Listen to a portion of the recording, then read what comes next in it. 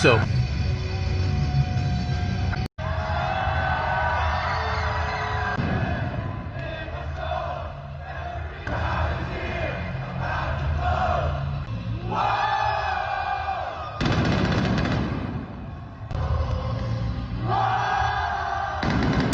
What you're about to witness will shatter everything you thought you knew about loyalty, betrayal, and the absolute chaos that is WWE SmackDown. 3 stages of hell. Cody Rhodes vs. Drew McIntyre. But none of that matters anymore, because the tribal chief just rewrote the entire story in blood, sweat, and pure devastation. If you think you've seen shocking returns before, prepare to have your mind absolutely blown. Before we dive into the madness that unfolded, I need you to do me a favor. I know, you've heard this before, but hear me out. This channel, SLAMZONE, this is where we break down the moments that make wrestling more than just a sport. It's where we celebrate the stories that give us chills, the matches that make us jump off our couches, and the returns that make us lose our voices screaming at our screens. So if you're feeling what I'm feeling right now, if your heart is racing just thinking about what went down, hit that subscribe button, smash that notification bell. Because I promise you, you don't want to miss a single breakdown, a single reaction, a single moment of what we do here. We're building something special, a community of fans who live and breathe this business, and I want you to be part of that family. Now, let's get into this absolute carnage. 3 stages of hell.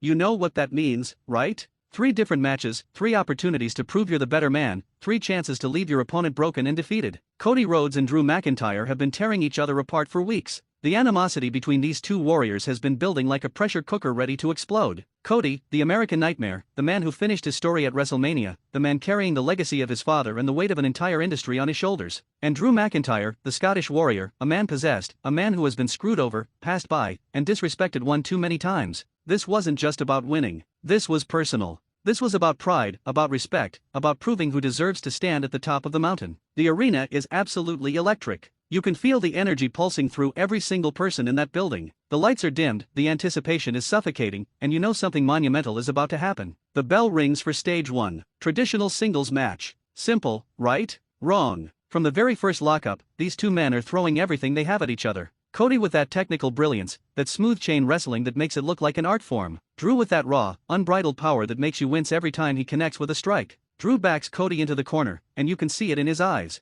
The intensity. The hunger. He unleashes a series of brutal chops that echo throughout the arena like gunshots. The crowd is wincing with every impact. Cody's chest is already turning bright red, welts forming across his skin. But the American Nightmare doesn't back down. He fires back with a flurry of right hands, backing Drew up, and the crowd is on their feet. This is what they came for. This is war. The action spills to the outside, and Drew catches Cody with a thunderous belly-to-belly suplex on the floor. Cody's body crashes against the unforgiving surface, and you can hear the impact. The referee is counting, but neither man cares about countouts right now. Drew pulls Cody up, whips him into the steel steps, and the collision sends the steps flying apart. The sound is sickening. Cody is writhing in pain, clutching his shoulder, and Drew is stalking him like a predator who's caught the scent of blood. Back in the ring, Drew is in complete control. He lifts Cody up for a future shock DDT, plants him, and goes for the cover. 1, 2, Cody kicks out, and the crowd explodes. Drew can't believe it. He argues with the referee, insisting it was 3, but the match continues. This is where Cody thrives though. This is where the American Nightmare shows you why he's a champion. He starts building momentum, ducking a Claymore attempt, hitting the ropes, and connecting with a beautiful disaster kick that sends Drew stumbling. Cody follows up with a Cody cutter out of nowhere. The place goes absolutely insane. Cover. 1, 2, Drew kicks out.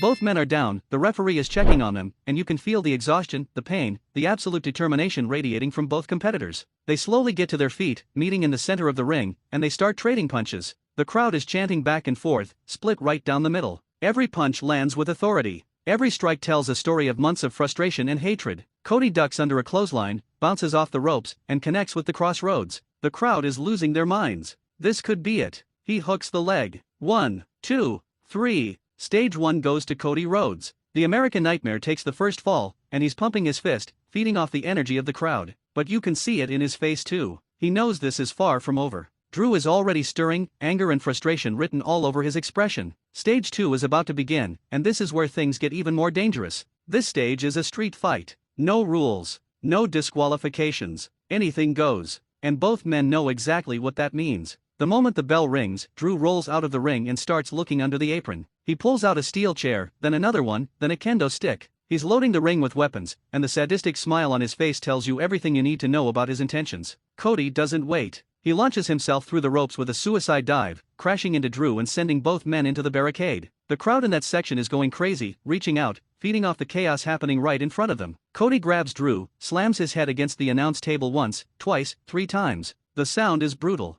But Drew fires back with an elbow to Cody's gut, doubling him over, and then delivers a devastating headbutt that sends Cody staggering backward. Drew grabs one of those steel chairs and swings for the fences. Cody ducks just in time, and the chair clangs against the ring post, the vibration running through Drew's hands. Cody capitalizes, grabbing the kendo stick, and he unleashes holy hell on Drew's back. The crack of the stick against flesh is horrifying. Once, twice, 3 times, 4 times. Drew is trying to get away, but Cody is relentless, the pain and frustration from their entire rivalry pouring out with every strike. They battle their way back into the ring, surrounded by the weapons Drew brought in earlier. Cody sets up a chair in the corner, wedging it between the turnbuckles. He's got plans for Drew, and none of them are pleasant. He grabs the Scottish Warrior, tries to whip him into the corner, but Drew reverses it. Cody is heading straight for that chair. At the last second, Cody leaps up, lands on the second rope, and backflips over Drew with incredible athleticism. The crowd can't believe what they just saw. Cody charges, but Drew catches him and drives him down with a spine-buster right onto a steel chair. The impact is sickening. Cody arches his back in agony, and Drew immediately goes for the cover.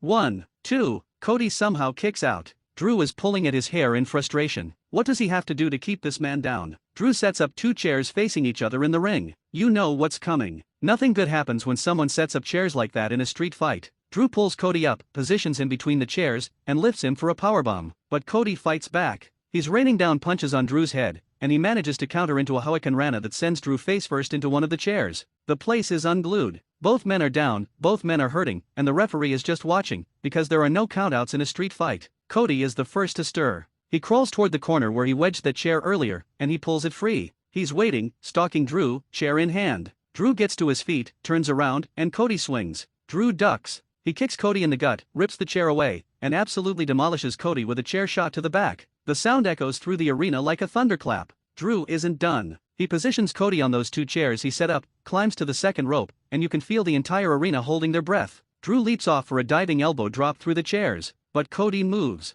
Drew crashes through the chairs alone, and his body is destroyed. Cody somehow finds the strength, pulls Drew up, and delivers Rhodes onto the pile of broken chairs. He drapes an arm over Drew. 1, 2, 3. Cody takes stage 2. He's up 2-0. But wait, there's still one more stage. Steel cage. The most brutal, unforgiving structure in all of wrestling. And both men are absolutely battered. Cody can barely stand. Drew is bleeding from his elbow where he crashed through those chairs. The cage begins to lower from the ceiling, and you can see the dread and determination on both men's faces. This is it. This is where everything ends. The cage door closes with a heavy clang that sounds like a death sentence. Cody is trying to catch his breath, leaning against the ropes. Drew is in the opposite corner, eyes locked on his opponent, knowing he has to win this stage or lose everything. The bell rings, and Drew charges like a man possessed. He's not here to wrestle anymore. He's here to destroy. Drew grabs Cody and launches him face first into the steel cage. Cody's head bounces off the unforgiving metal, and he crumples to the mat. Drew is relentless, pulling him up and doing it again. And again. Cody's face is getting scraped and torn against the steel mesh. The crowd is stunned by the brutality they're witnessing. This isn't wrestling anymore.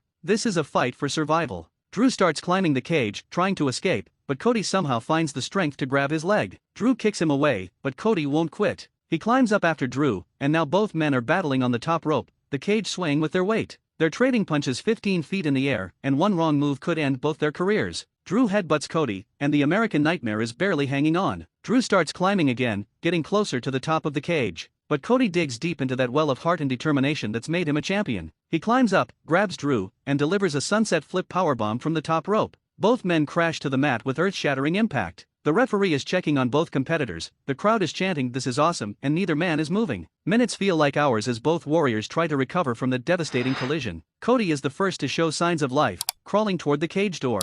Drew is stirring too, heading in the opposite direction, trying to climb. Cody reaches the door, it's opening, he's so close. His hand reaches through, he's almost out. And that's when everything changes. The tribal chief's music hits. The crowd absolutely erupts in a mixture of shock, confusion, and pure pandemonium. Roman Reigns, walking down that ramp with purpose, with intent, with that look in his eyes that says the game just completely changed. Cody freezes, halfway through the cage door, unable to believe what he's seeing. Roman hasn't been on SmackDown in months. What is he doing here? Roman reaches the cage door, and for a moment, time stands still. Cody is staring at the man he defeated at WrestleMania, the man whose reign he ended, the man who should have no business being here right now. And then Roman does the unthinkable. He slams the cage door directly into Cody's skull. The impact is brutal, vicious, and Cody collapses backward into the ring, blood starting to flow from his forehead. The crowd can't believe what they're witnessing. Roman Reigns just attacked Cody Rhodes. But why? What possible reason could he have? Drew is still in the ring, looking just as shocked as everyone else, but Roman points at him, then points at Cody.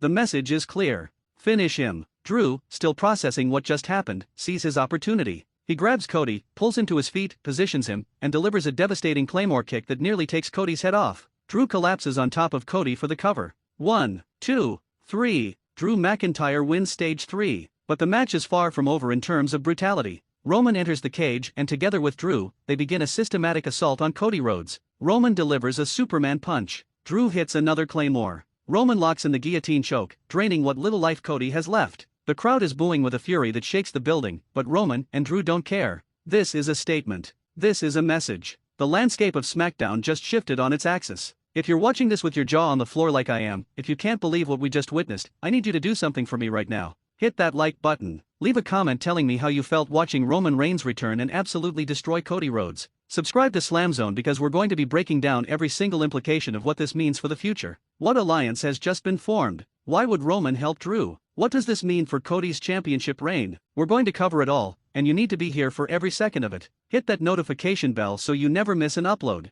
Trust me, you're going to want to be part of every conversation moving forward. The tribal chief has returned, and he's aligned himself with the Scottish warrior. Cody Rhodes, the man who ended Roman's historic reign, just got a brutal reminder that in this business, no victory is permanent, and revenge is always waiting around the corner. The American Nightmare's real nightmare might have just begun. This is SlamZone, and we'll see you in the next one. Acknowledge the chaos.